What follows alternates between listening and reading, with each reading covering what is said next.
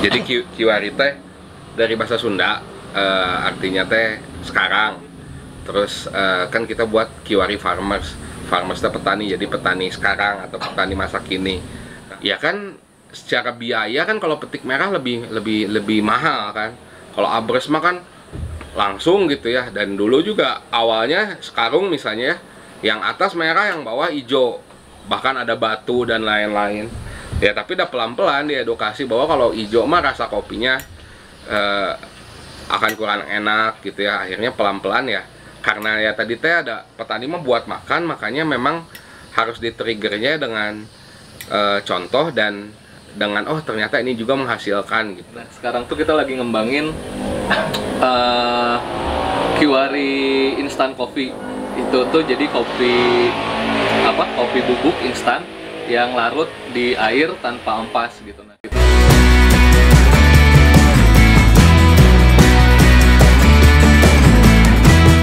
Kalau untuk di kiwarinya sendiri kita mencoba bersama-sama sih sebenarnya gitu ya, karena kan kalau dijalanin sendirian teh kerasa banget gitu ya pedihnya. Kalau bareng-bareng mah ya ada ya, gitu teman buat sedih, teman buat omset dikit ya banyak gitu.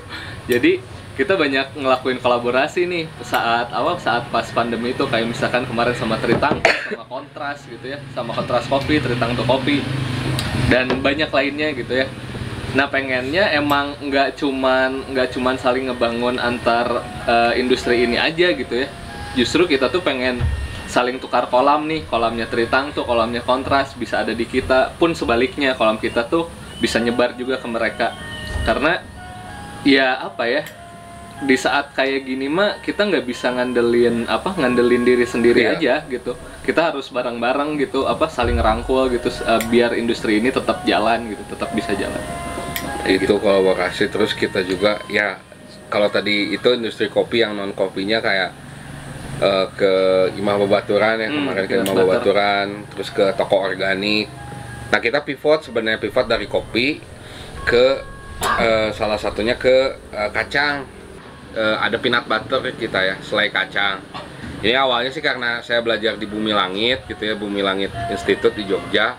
Nah di sana teh ada produk peanut butter juga, tapi lebih detailnya mah karena kacang teh sebenarnya tanaman-tanaman legum teh, tanaman perintis awal. Jadi kalau misalnya kita mau buka lahan, bagusnya mah ditanamin kacang dulu karena itu pengikat nitrogen. Nah salah satunya kemarin di awal mah kacangnya dari kebun dulu, karena ada kebun yang di mana di Manglayang ada yang mau ngebuka lahan, ditanamin kacang dulu.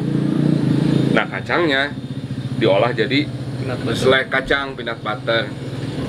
Nah masuknya karena semuanya natural, organik, masuknya ke toko-toko organik. Dan alhamdulillah gitu, waktu awal-awal kan ya sampai sekarang kita kan buat PO terus setiap minggunya kurang lebih 100 jar lah habis untuk peanut butter gitu. Karena mungkin ya sekarang kan orang-orang pengen ke produk-produk yang sehat juga ya, yang sehat, yang alami, yang natural, yang organik. Nah ke situ gitu. Dan kita pasti nanti supply kacang bakal banyak, kayak buka lahan di sini nanti pasti kacang duluan ditanam gitu untuk fiksasi nitrogen. Dan yang produk kacangnya itu ya itu benar ada di toko organik, ada di beberapa toko organik di Bandung dan di Jakarta gitu ya.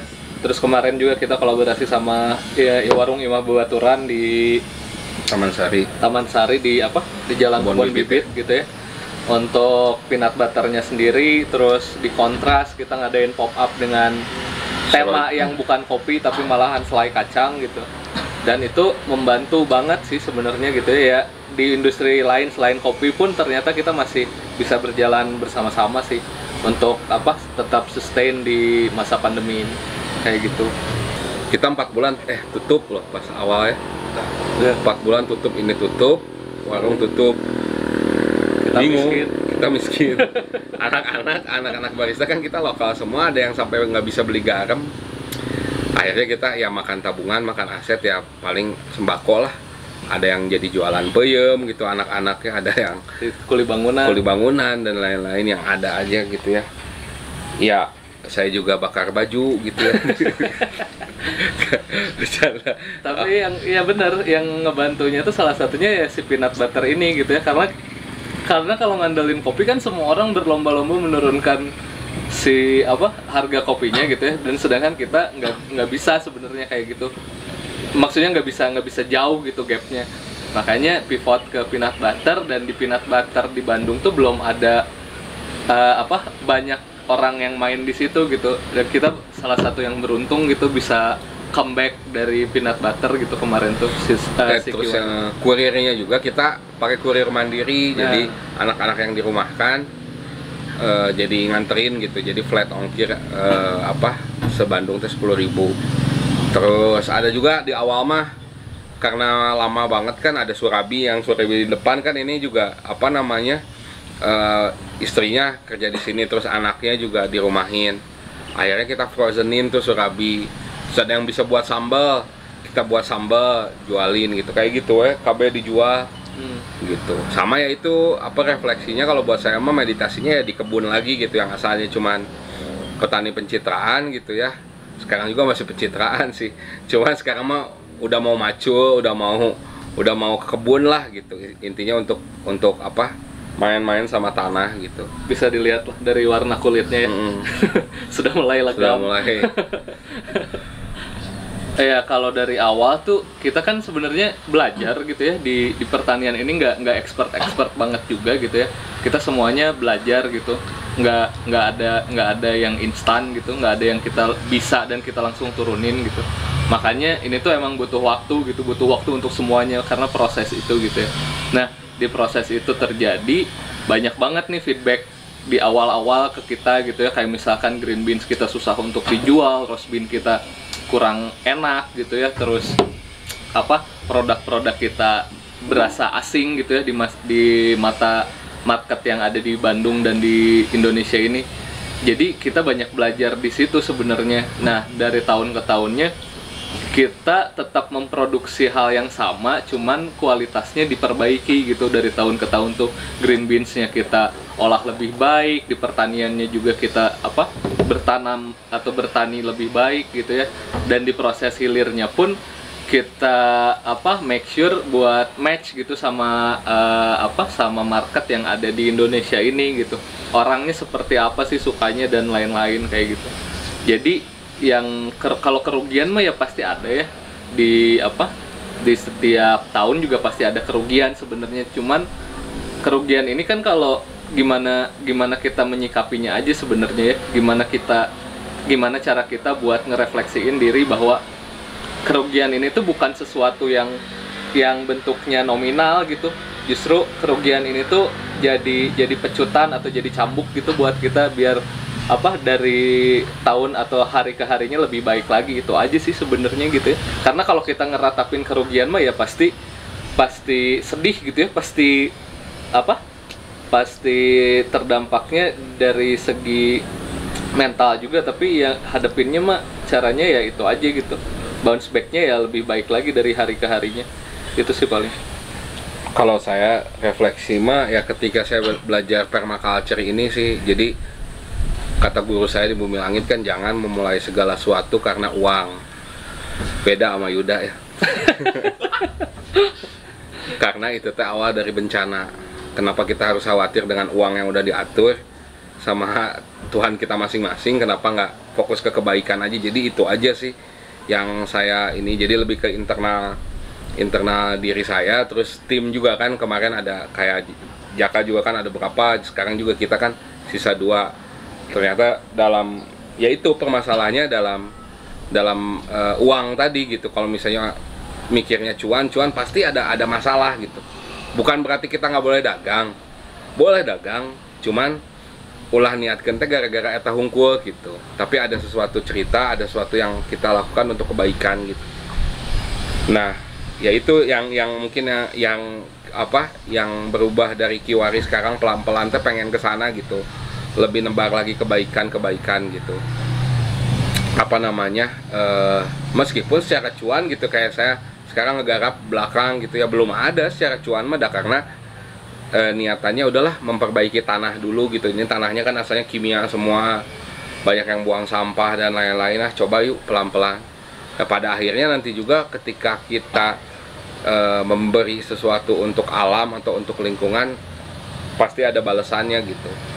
Bernafas lebih panjang tuh ya ini gitu, kita tuh kan ngerintis dari awal tuh pelan-pelan gitu ya, makanya emang Kiwari mah kenapa nggak kaya-kaya gitu misalnya tapi ya emang bernafasnya lebih panjang, dan kita pun emang harapannya emang bisa bernafas lebih panjang karena apa yang kita garap tuh ya bersinggungan dengan alam gitu ya. Jadi ya mudah-mudahan alam masih bisa ngasih oksigen yang lebih baik gitu buat kita biar masih bisa bernafas lebih panjang kayak gitu. Dan kita suka refleksi gitu kalau BOD, kalau tim inti mengenai kadar cukup kita gitu, maksudnya bedakan antara keinginan dengan kebutuhan. Kalau keinginan mah kan mobil satu pengen dua, motor satu pengen dua, istri satu pengen satu satu aja tuh ya. Gitu jadinya apa namanya ya harus ada kadar cukup itu gitu. Ketika kita sudah tahu kadar cukup kita ya udah. Nah, kayak Kiwari juga kan ada juga beberapa ayo buat franchise buat apa, dah bukan ke sana sih gitu, karena ya apa namanya ya tadi udahlah sekarang cukupnya mungkin segini gitu. Kayak kemarin pandemi kan tutup, anak-anak gimana ya paling cukupnya ya kadar cukupnya, sembako kan harus dikasih ya, sembako kayak gitu-gitulah. Kalau di industri hilirnya dulu mungkin ya, dari saya di industri hilirnya sendiri ya pencapaian terbesarnya Kiwari ya emang pengen dikenal oleh seluruh dunia gitu. Nah untuk Bandung sendiri mungkin udah kegapai gitu ya si pencapaiannya, tapi untuk dikenal seluruh dunia tuh butuh effort yang lebih besar lagi gitu, butuh manfaat yang lebih besar lagi bagi sekitarnya gitu. Dan kita merasa belum cukup untuk hal itu gitu, merasa belum semuanya sejahtera, belum semuanya bisa makan enak, duduk bareng secara nyaman gitu ya. Saya rasa bisa beberapa tahun lagi mungkin Kiwari seenggaknya menggapai Indonesia dulu aja gitu sebelum ke dunia. Karena untuk dikenal di dunia ini tuh kita harus jadi original gitu. Kita nggak bisa fake gitu, kita nggak bisa ngelakuin apa yang kita nggak suka, apa yang kita tidak lakukan gitu ya. Makanya emang Kiwari pengennya dikenal sebagai ya si Kiwarinya sendiri gitu. Kopi dari Kiwari itu ya hanya kopi dari kebun Manglayang aja, mungkin tidak dari yang lain gitu. Dan kita akan dikenal sebagai petani kopi dari kebun Manglayang kayak gitu. Kalau untuk industri hulunya mungkin bisa sama Kang Irfan. Ya tadi sih nambahin ya, jadi otentik sih, jadi original maneh gitu, jangan nggak walk the talk lah gitu, ngomong wae tapi tidak berlaku gitu. Kadang kan kebanyakan kita mah banyak ngomong tapi nggak banyak ngelakuin gitu. Nah makanya bukan kita sih, saya lah dulu, sekarang juga sih ngomong wae. Nah, makanya saya pengennya kalau dari hulunya mah ya lebih ya si ini teh yang menghutankan kembali lah gitu. Jadi kita teh mau buat sebenarnya kalau konsep besarnya mah di belakang teh mau buat food forest.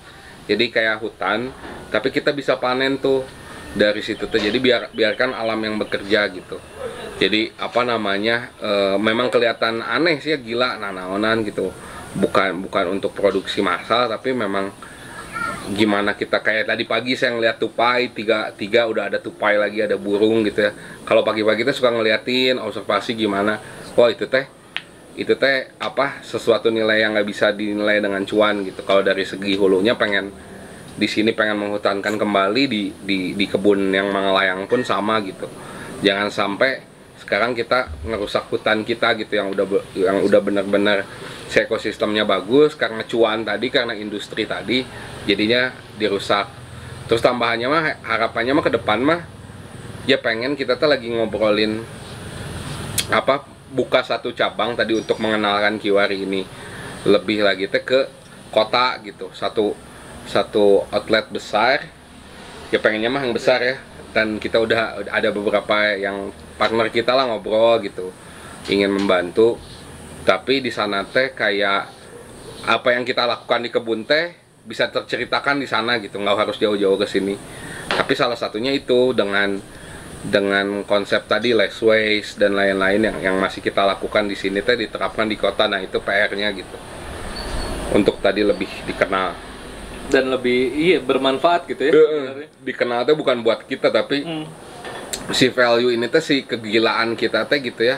Kalau kata Mas Tony mah gila yang terstruktur gitu ya Kiwari ini tuh. Jadi nggak apa-apa gila tapi terstruktur gitu, jadi bisa lebih banyak orang gila lagi gitu di kota teh. Oh ternyata nggak harus hanya duit doang gitu, ternyata dengan apa tadi memperbaiki ekosistem teh, ini teh kebermanfaatannya teh doa-doa dari alam teh mendoakan juga gitu. Kalau pengen berkunjung ke Kopi Kiwari yang di sana ada makanan ringan, juga ada kopi seduh manual gitu ya, itu tuh ada di Jalan Palapa 2 nomor 55. Kalau Bumi Kiwari sendiri yang coffee, community dan eatery yang kita berada sekarang tuh itu ada di Jalan Balong nomor 55 juga kalau nggak salah, atau nomor 300 gitu, lupa. Pokoknya ada di Google juga atau di Waze juga ada. Terus kalau Instagramnya sendiri ada di @kopikiwari dan @bumikiwari. Kalau kebun tuh ada di @kiwarifarmers. Terus apalagi ya? Udah sih, TikTok sama YouTube belum buat, nanti tunggu ya. YouTube ada sih. Oh, YouTube ada. Inagri Asia. Inagri Asia.